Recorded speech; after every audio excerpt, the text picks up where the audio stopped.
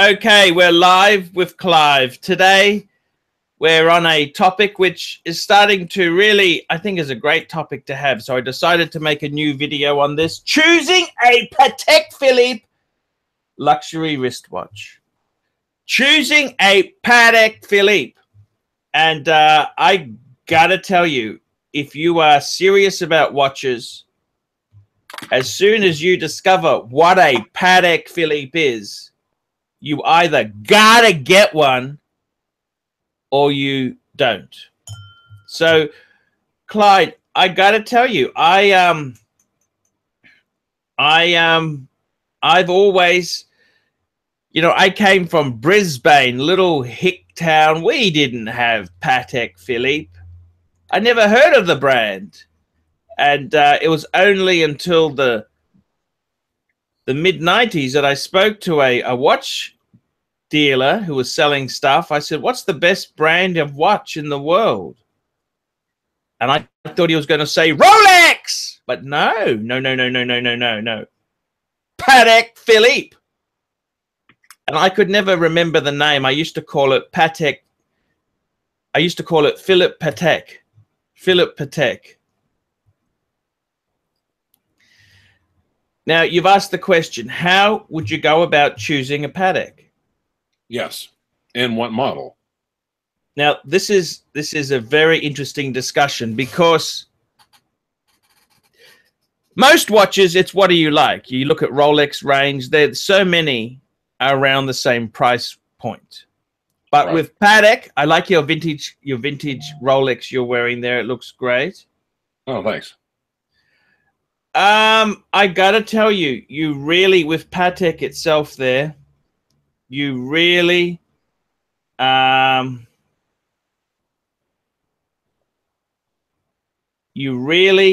want to, it's the price. What's your budget?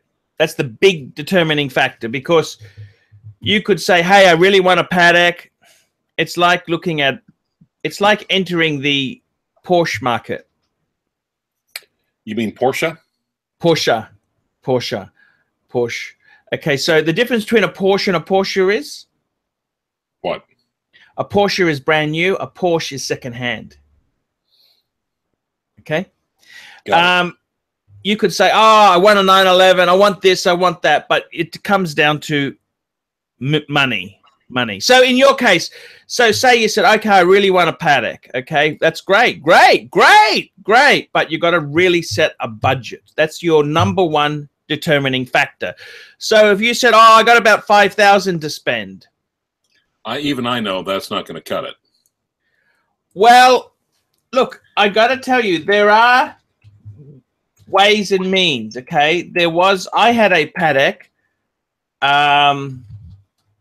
I had a quartz Patek, okay?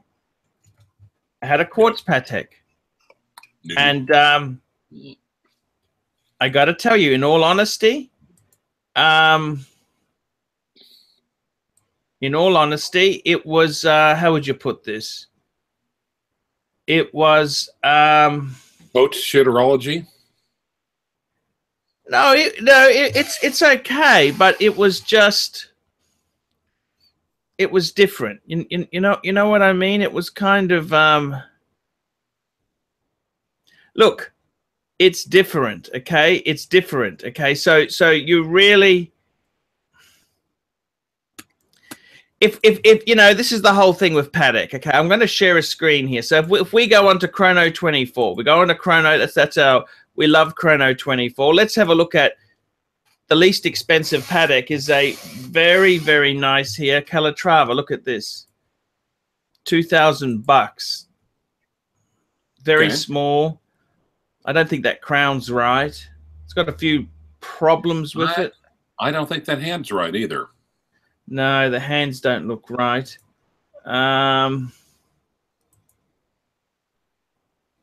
Yep.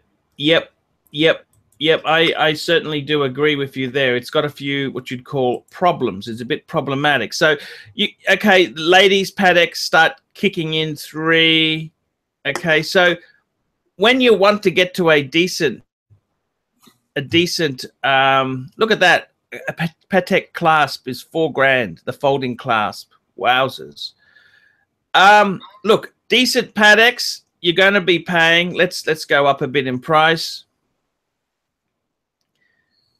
$5,000 mark. You're getting some. There's some really a lot of female type Pateks here. The honest answer is, how much do you need to spend for a Patek Philippe there? That's a very good question. And I got to tell you, I'm going to put male. I'm going to put ladies, men's watches. Let's have a look. Men's, okay. You're going to have to start spending some serious coin. There are no really cheap. Let's have a look here. This is men's Pateks. Let's have a look. How much are we starting at? You see, these are very small, very, very small, ugly sort of Pateks, right? So, right.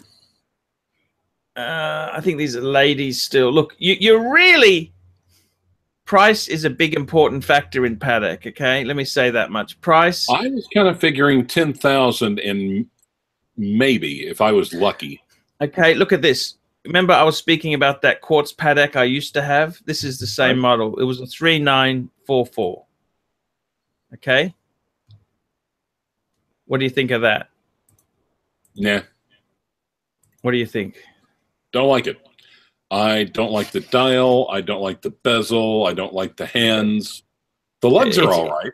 I'll just show you the movement on this baby here. Quartz. Okay. Look, I had this model. Warren Buffett's got the same model. Okay. It's a very traditional. Yep. Yep. He's got the same model. Look, they were expensive, right? Right. That's going to be $10,000 Australian, $7,000 US. Gee, that's a lot of money for a quartz. So I think realistically, Clive, you're going to have to say to yourself, how much money, how much is your budget is going to be so important. I think decent Pateks start at around about the $15,000 mark, okay? US. Okay? $15,000 mark. So we're going to change this here price.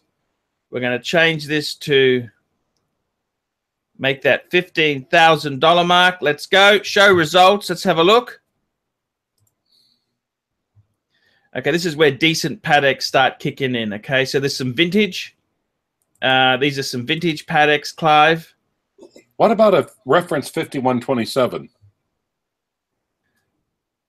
That would start kicking in about there. That'd start kicking in. You'd start 5127. I had the 5107, which was the model before that. Well, no, I don't want that one. The 50. Look at this. For 15,000, you can get a Calatrava travel time. That's quite a nice, complicated piece. Look at this. Look at this. This is so you're starting to kick into decent Patek at 15,000 mark. Okay. Below that, they're going to be 33 mil. They're going to be smaller Pateks. Okay. So price is so important. What I would really do, if you really love your Pateks, I would really, you've got to get the right budget firstly. So I would seriously say to you, you really need to have,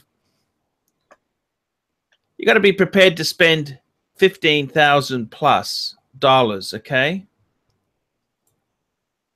I would say then I would jump on if you're interested in a Pateks, I'd go onto a website like the Purist Pro. Right. Now do they have any Pateks at E-Lady Boy? E-Lady themselves there. Look, they do have Pateks. Yes, they do. We can take a look. We can take a look. Do you want to take a look at E-Lady? Yes, or is... Let's have a look. Excuse me. Everyone's got the malingering crud where I'm at. So far, I've withstood it. I'm like the last man standing. I am legend. I'm like Will Smith. No PATEKs at the moment, I don't think. Well, view all.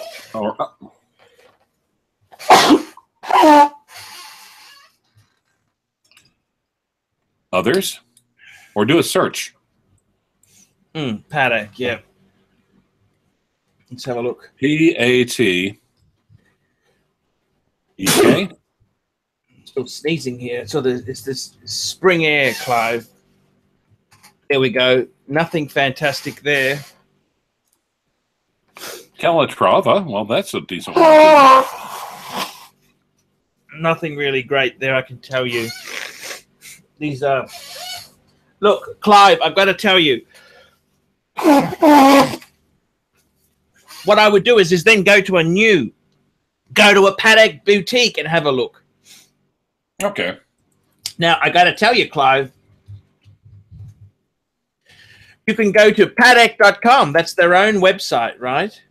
And they have some amazing models. Let's look at men's watches. Let's have a look here, Clive. Let's just pretend we're dreaming. Look at this. This shows you the main collection. So you can see you got Grand Complications, Calatrava, Gondola, Golden Ellipse, Nautilus, and Aquanaut. There you go. That's how it comes down to. So a normal person, you'd probably start looking at Calatrava. Let's have a look. Calatrava. Now, you already hate this. What would you start looking at? I think Calatrava is a great way. Look at this. We look at Calatrava. You don't like... This is the hobnail bezel and the Romans. You hate that, right? Fair enough. Fair enough. Just like but look at this. Look at the 5196. This is probably one of the most beautiful, I think, just a classic PATEK. Look at this. And you can also tweak what color gold you want. Platinum, rose. You can have platinum as a metal, and in gold, white, yellow, and pink gold. So this is where I'd start looking, to be honest with you. I think this is a great way. The other thing is, Clive, is that, look, you could see, you mentioned that famous model, the 5127. Well, that's actually, the 5227's kind of replaced it. You can see this. So you got to look at what models you like there. So there's no point buying a model. You got to buy something you like. Right. The Gondola. I do like that one. The Gondola series, I've got to tell you, the Gondolas are pretty sexy. That's a squarish type PATEK. You know, they're quite sexy. Aquanaut, Nautilus. So this is the Golden Ellipse. They were kind of their dressy watch, but they're kind of out of flavor now. Very, very it's a bit of that's the kind of PATEK you buy when you've already got a few PATEKs. Grand Complications and Complications, these are big money. That's serious money. So you're probably looking 40,000+ for a complication. Okay. So this is just to get you an idea of what models you like. Then say you find a model you like say we can look at Calatrava. You say, hang on a minute. I like the 5196. So then you can jump on your chrono, search for PATEK 5196, and you can research the market. We can see how much is a 5196, and we can see they're starting at, okay, that's Taiwan. There's one in America, 13,000 mark here. Look at this. Ignore the Russian sellers, of course. Right. But because the Russian sellers, they won't ship. And could you imagine dealing with Russians? Enough said. Ask our president about dealing with the Russians, okay? You try getting a refund. But here you go. President? Who's president? Yours? Your president. Our president. Our president is your president. That's our leader. No. He's our president. He's the president of the United States. We live so far up your country's ass that he's also our president. I don't think it really works that way. Okay. Now, look at this. 13,000. 13,000. That gives us a nice Calatrava. Look, I think realistically, how much would you spend? I think decent PATEKs, see, the problem is, Clive, I've got to tell you this honestly. Anything less than 13,000 US, right, on the second-hand market in Patek is going to be a compromise. It's going to be smallish, like 33 mils. Could you handle a 33 mil watch? I mean, you've got, you know. No, too small. It's an interesting thing, but I would say 13,000 second-hand is kind of where decent Pateks start from. The 5196 is a beautiful, gorgeous piece. So if I could get something like that for 10,000, I'd be well served. I don't know if you would get something like that for 10,000. You'd probably 11, 12. You'd probably be really pushing it. Look, you could try. You never know your luck in the big city. Let's just take a look. I want to show you something, Clive. Let's just take a look here. We'll go back to that. We're going to go back to that that Calatrava there. So that's a very cool piece, right? Is it waterproof? But of course not. But let me show you something. So this for 13,000, that is a manual wind, nice size Patek, right? Right. Say we went to a Patek 5296, which is basically this version, but with the date and automatic. Okay. So 13,000 for a manual wind. For an automatic one, ignore the Russian sellers. Here's one looking about 18,000, 17 and a half, 18,000. Can you see that? Yes. So that's kind of the. Let's have a look at this one here. This is 18,000. Beautiful rose gold example. This is an automatic. Would you want an automatic? Would an automatic or would a manual be acceptable to you? What do you think? A manual would be acceptable to me, yes. I got to tell you, when you buy a Patek, I prefer not to have a date function on it because a Patek's not something you wear every day. Right. So it's a real bitch to set the date, and that's when you can cause a lot of trouble to the movement by constantly resetting the date function. Now, so this is 18,000. So 13,000 gets you a nice modern size. See, below that, we're going to be 33 mils, approximately. So 13,000 is a really nice men's dress Patek. 18,000, 17, 18,000 is a automatic type Patek, right? With a date. Right. Now, let's have a look at another option. Let's say we want to get into a complicated Patek. Like you might say, well, let's go for an annual calendar. 5035 was the first annual calendar Patek had. They're considered a little bit small. They're 37 mils. 37. So the sizing's not as nice as, but these are a pretty a bargain. Look. I think I had an epiphany. Yes. I think I'm just going to get a Pepsi Rolex instead. Ha, ha, ha, ha. But look at this. 18,000 mark. We're starting to get into it's an annual calendar Patek. It's a little bit small. You see what I'm saying? But these are beautiful. Look at this, Clive. You cannot tell me that is not a beautiful Patek. Say you wanted to go to a world time, a Patek 5110 like I've got. Yeah, that's the next jump up. Okay, so what's the cheapest? Let's have a look on Chrono. What's the cheapest? Okay, 21,000. 21,000. I don't like to always use the cheapest one there as a guide because often there could be something not quite, always just have a look at a few here. But see, okay, so 24,000, 23 and a half, 24 and a half. So this here is getting us a beautiful world time.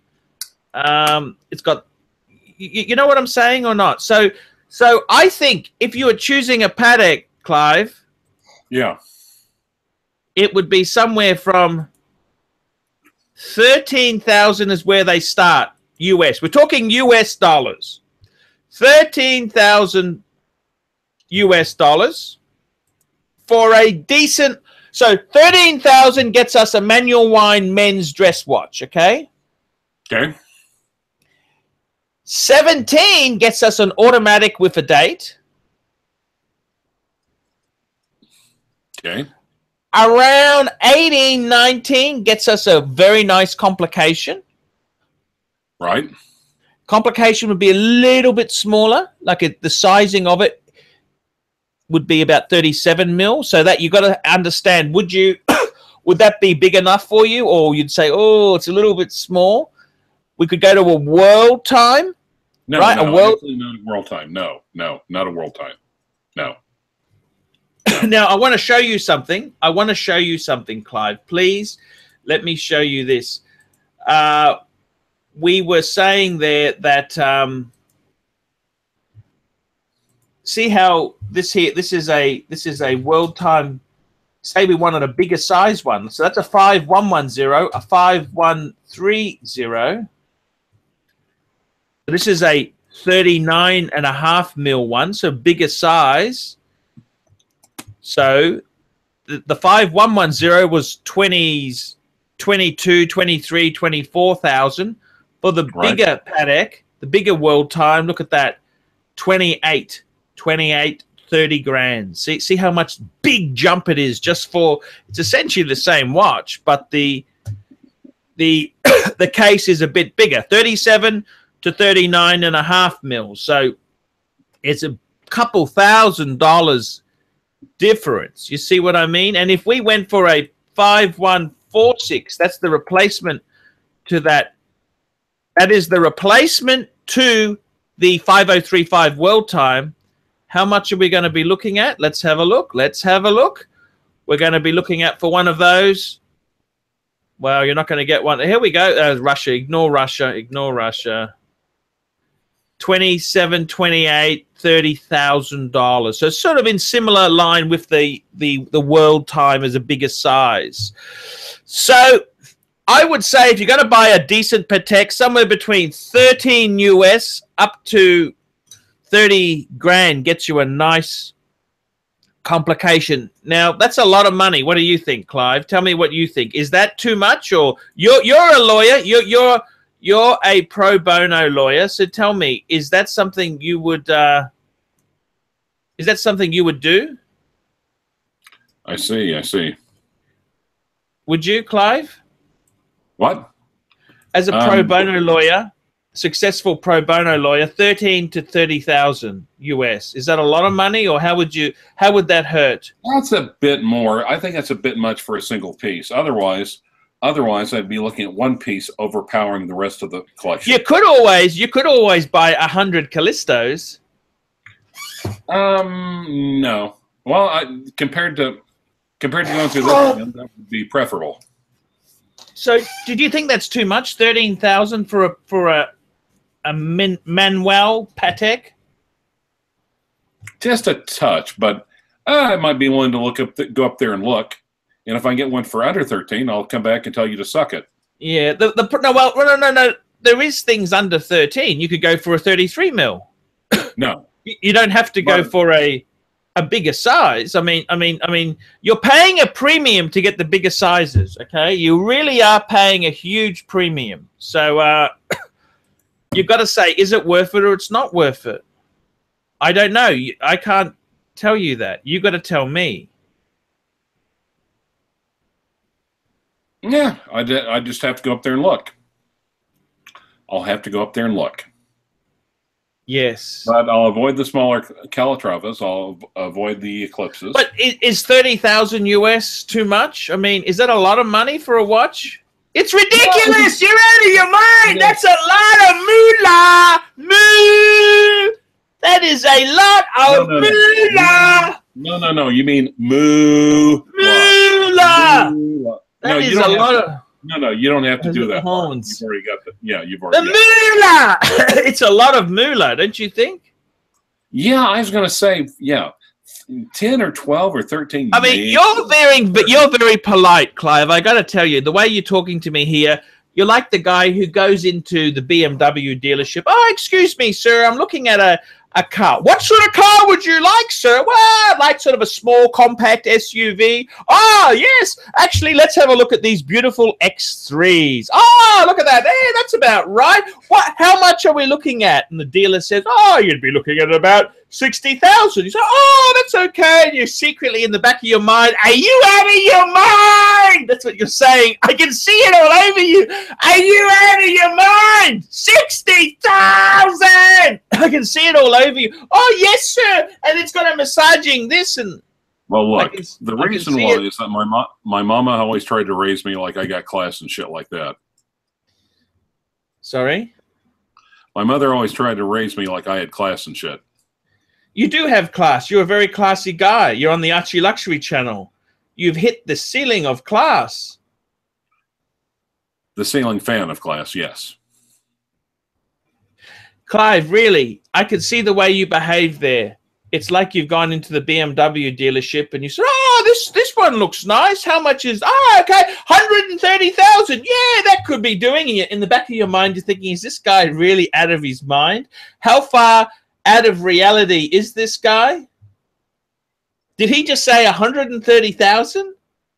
Do I look like that's how I can see? And so you just very politely, maybe you have a demonstrator or a used one I could look at.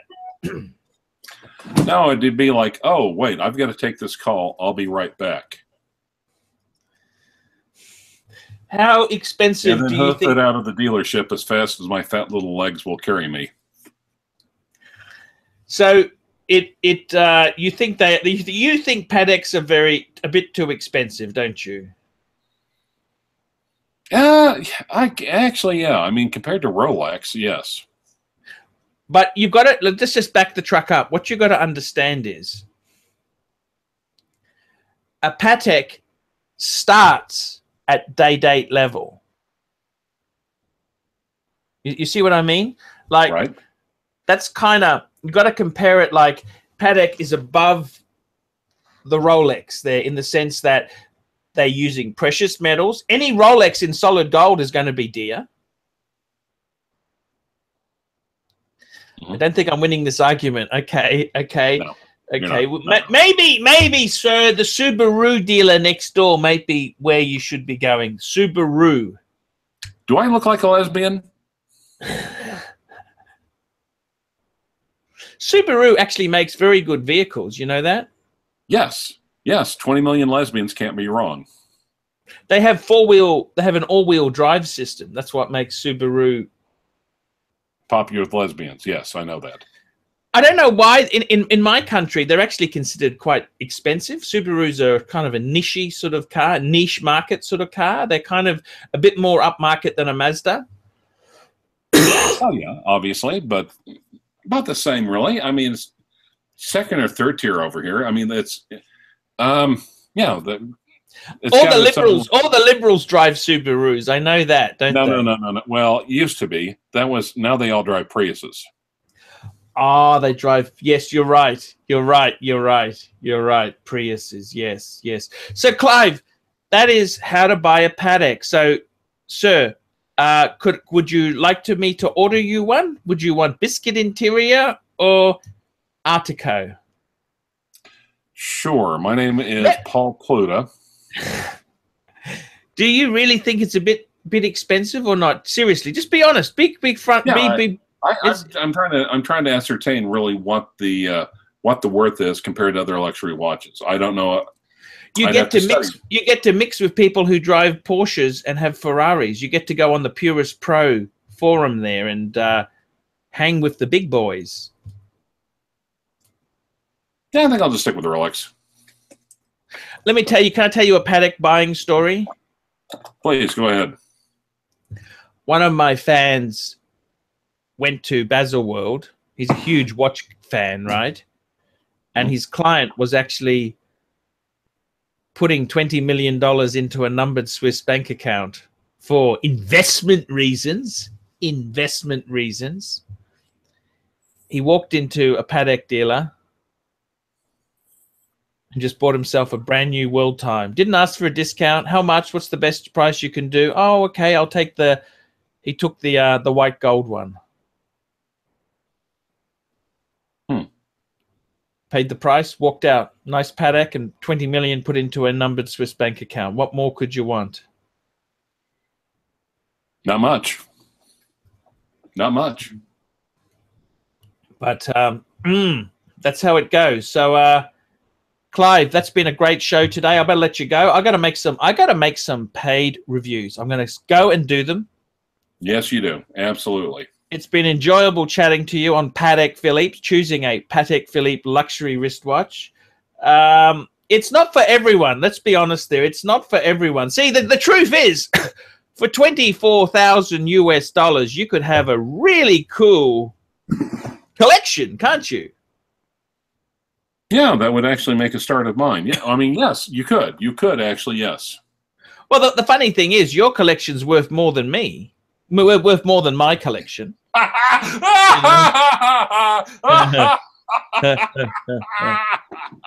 worth more than me.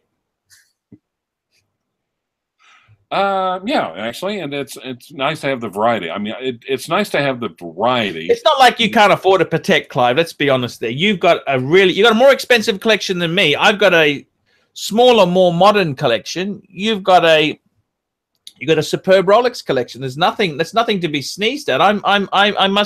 I think your collection's really quite beautiful. You got some really good pieces, and well,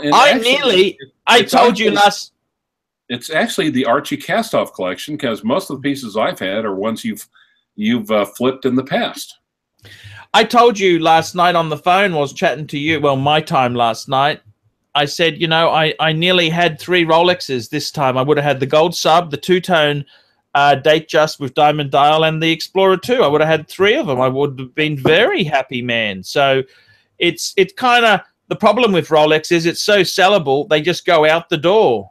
They really do sell so quickly, and I don't even need to advertise them. People ask me, how much do you want for that one? I think, oh, geez, I'm a bit short this month. And Clyde, it's been a pleasure chatting to you. Thank you so much. And choosing a Patek, yeah, maybe, sir, we do have a gift store next door. You could maybe get a BMW hat and headscarf. All right. Awesome.